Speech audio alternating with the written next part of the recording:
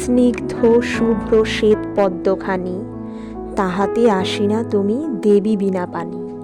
প্রণাম করি তোমার ওই শ্রীচরণে, বন্দনা করি আমি সদা মনে মনে। এ জগতে যত বাণী তোমারই তো দান, ধন্য আমরা পেয়ে তোমারই সে জ্ঞান। করে যেতে চাই সদা তোমারই প্রার্থনা, মন দিয়ে পড়াশোনা ও গান বাজনা। দুহাত ভরে পেতে তোমার আশীর্বাদ, লেখাপড়ায় আমাদের যেন থাকে না কোনো খাত। পড়াশোনায় সদা যেন হয়ে থাকি রত, থাকতে কেবলই চাই তোমাতে আনত।